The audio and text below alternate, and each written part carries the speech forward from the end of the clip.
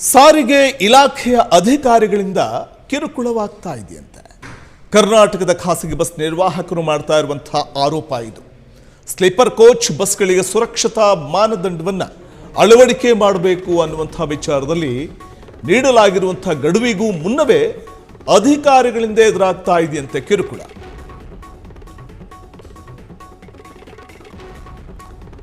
Sleeper coach ಬಸ್ಗಳಿಗೆ ಸುರಕ್ಷತಾ ಮಾನದಂಡ ಅಳವಡಿಕೆ ಮಾಡುವ ಮುನ್ನವೇ ನೀಡಲಾಗಿರುವಂತಹ ಗಡುವಿಗೂ ಮುನ್ನವೇ ಅಳವಡಿಕೆಗೆ ಸುರಕ್ಷತಾ ಮಾನದಂಡಗಳ ಅಳವಡಿಕೆಗೆ ನೀಡಲಾಗಿರುವಂತಹ ಗಡುವಿಗೂ ಮುನ್ನವೇ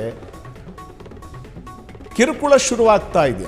ಸುರಕ್ಷತಾ ನಿಯಮಗಳನ್ನು ಪಾಲಿಸುವುದಕ್ಕೆ ಫೆಬ್ರವರಿ 28ರವರೆಗೆ ಗಡುವು ನೀಡಲಾಗಿದೆ. ಅಧಿಕಾರಿಗಳು ಈಗಲೇ ದಂಡ ವಿಧಿಸಿ ಕಿರುಕುಳವನ್ನ ನೀಡ್ತಾ ಇದ್ದಾರೆ ಅನ್ನುವಂಥ ಒಂದು ಆರೋಪವನ್ನು ಕರ್ನಾಟಕ ರಾಜ್ಯ ಖಾಸಗಿ ಸಾರಿಗೆ ಒಕ್ಕೂಟಗಳ ಅಂದರೆ ಖಾಸಗಿ ಸಾರಿಗೆ ಸಂಘಗಳ ಒಕ್ಕೂಟ ಹೇಳ್ತಾ ಇದೆ. ಸರ್ಕಾರದ ನಿರ್ದೇಶನಗಳ ಬಹುತೇಕ ಅಂಶಗಳು ಈಗಾಗಲೇ ಪಾಲಿಸಲಾಗಿದೆ. ಅಗ್ನಿಪತ್ತೆ ಮತ್ತು ನಿಗ್ರಹ ವ್ಯವಸ್ಥೆ FDSS ಅಳವಡಿಕೆ ಮಾಡಿಕೊಳ್ಳಲಾಗಿದೆ. ಮೇಲ್ಛಾವಣಿಯ ಸರಕು ಸಾಗಣೆ ಕ್ಯಾರಿಯರ್ ನವೀಕರಣ ಮಾತ್ರ ಬಾಕಿ ಇದೆ. ಈ ಕಾರ್ಯಕ್ಕೆ ಫೆಬ್ರವರಿ 28ರವರೆಗೆ ಗಡುವು ಕೊಟ್ಟಿದೆ ಸರ್ಕಾರ. ಆದರೆ ಗಡುವು ಇನ್ನೂ ಮುಗಿದೇ ಇಲ್ಲ. ಗಡುವು ಮುಗಿಯೋ ಮುನ್ನವೇ ಅಧಿಕಾರಿಗಳು ದಂಡ ವಸೂಲಿ ಮಾಡ್ತಾ ಇದ್ದಾರೆ ಅಂತ ಆಕ್ರೋಶ ಹೊರಹಾಕಲಾಗ್ತಾ ಇದೆ. ಸಾರಿಗೆ ಇಲಾಖೆಯಿಂದ 11 ಸುರಕ್ಷತಾ ನಿರ್ದೇಶನ ನೀಡಲಾಗಿತ್ತು. 11 ಮೀಟರ್ ಉದ್ದದ ಬಸ್ಗಳಿಗೆ ಕನಿಷ್ಠ 4 ತುರ್ತು ನಿರ್ಗಮನ ದ್ವಾರಗಳನ್ನು ಕಡ್ಡಾಯ ಮಾಡಬೇಕು ಅಂತ ಹೇಳಲಾಗಿತ್ತು. ಅದಕ್ಕಿಂತ ಉದ್ದದ ಬಸ್ಗಳಿಗೆ 5 ದ್ವಾರಗಳು ಕಡ್ಡಾಯ ಅಂತ ಹೇಳಲಾಗಿದೆ. ಸಾರಿಗೆ ಇಲಾಖೆ ತೆಗೆದುಕೊಳ್ತಾ ಇರುವಂಥ ಈ ಒಂದು ನಿರ್ಧಾರ ಅಥವಾ ನಡೆ ಇದೆಯಲ್ಲ, ಸಾರಿಗೆ ಇಲಾಖೆ ಅಧಿಕಾರಿಗಳು ನೀಡಲಾಗಿರುವಂಥ ಗಡುವಿಗೂ ಮುನ್ನವೇ ಕಿರುಕುಳ ಕೊಡಲಿಕ್ಕೆ ಶುರು ಮಾಡಿಬಿಟ್ಟಿದ್ದಾರೆ. ನೋಟಿಸ್ ಕೊಡ್ತಾ ಇದ್ದಾರೆ. ಸ್ಲೀಪರ್ ಕೋಚ್ ಬಸ್ಗಳಿಗೆ ಸುರಕ್ಷತಾ ಮಾನದಂಡವನ್ನು ಅಳವಡಿಕೆ ಮಾಡಿಕೊಳ್ಳಿ ಅಂತ ಹೇಳೋದೇನೋ ಸರಿ, ಅದಕ್ಕೆ ನಾವು ಕೂಡ ಮುಂದಾಗ್ತಿದ್ವಿ. ಆದರೆ ಒಂದು ಗಡುವು ಕೊಟ್ಟಿದ್ದಾರೆ. ಆ ಗಡುವಿಗೂ ಮುನ್ನವೇ ಅಧಿಕಾರಿಗಳು ಈ ರೀತಿ ಕಿರುಕುಳ ಕೊಡುವಂಥದ್ದು ಎಷ್ಟು ಮಟ್ಟಿಗೆ ಸರಿ? ಸಾರಿಗೆ ಇಲಾಖೆ ವಿರುದ್ಧ ಬಸ್ ಆಪರೇಟರ್ಗಳ ಆರೋಪ ಇದು. ಸುರಕ್ಷತಾ ನಿಯಮಗಳನ್ನು ಪಾಲಿಸುವುದಕ್ಕೆ ಅಂತಲೇ ಫೆಬ್ರವರಿ 28ರವರೆಗೆ ಗಡುವು ನೀಡಲಾಗಿದೆ. ಆ ಗಡುವು ಇನ್ನೂ ಬಾಕಿ ಇರುವಂತಹ ಸಂದರ್ಭದಲ್ಲೇ ಈಗಾಗಲೇ ದಂಡ ವಿಧಿಸಲಾಗ್ತಾ ಇದೆ ನೋಟಿಸ್ ಕೊಟ್ಟು.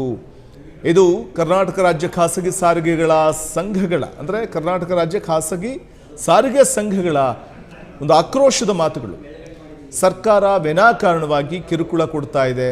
ಈಗ ಅಗ್ನಿಪತ್ತೆ ಮತ್ತು ನಿಗ್ರಹ ವ್ಯವಸ್ಥೆ ಅಳವಡಿಕೆ ಮಾಡ್ಕೊಳ್ಳಿ ಅಂತ ಹೇಳಿತ್ತು, ಮಾಡ್ಕೊಂಡಿದ್ದೀವಿ. ಮೇಲ್ಛಾವಣಿಯ ಸರಕು ಸಾಗಣೆ ಕ್ಯಾರಿಯರ್ ನವೀಕರಣ ಮಾತ್ರ ಬಾಕಿ ಇದೆ. ಈ ಕಾರ್ಯಕ್ಕೆ ಫೆಬ್ರವರಿ 28ರವರೆಗೆ ಸಮಯವನ್ನು ಕೊಟ್ಟಿದೆ ಸರ್ಕಾರ. ಆದರೆ ಆ ಸಮಯ ಮುಗಿದ ನಂತರ ನಾವೇನಾದರೂ ಆ ಸರ್ಕಾರದ ಆದೇಶವನ್ನು ಪಾಲನೆ ಮಾಡದೇ ಇದ್ದರೆ ದಂಡ ವಿಧಿಸಿದರೆ ಅದಕ್ಕೊಂದು ಅರ್ಥ ಇರುತ್ತೆ. ಆದರೆ ಗಡುವು ಮುಗಿಯೋಕ್ಕೂ ಮುನ್ನವೇ ಈ ರೀತಿ ದಂಡ ಹಾಕುವಂಥದ್ದು ಎಷ್ಟು ಮಟ್ಟಿಗೆ ಸರಿ?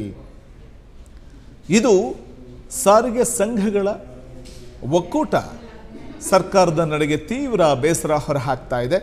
ಸಾರಿಗೆ ಇಲಾಖೆ ಅಧಿಕಾರಿಗಳು ಕಿರುಕುಳ ಕೊಡ್ತಾ ಇದ್ದಾರೆ ಅನ್ನುವಂಥ ಆರೋಪವನ್ನು ಮಾಡ್ತಾ ಇದೆ.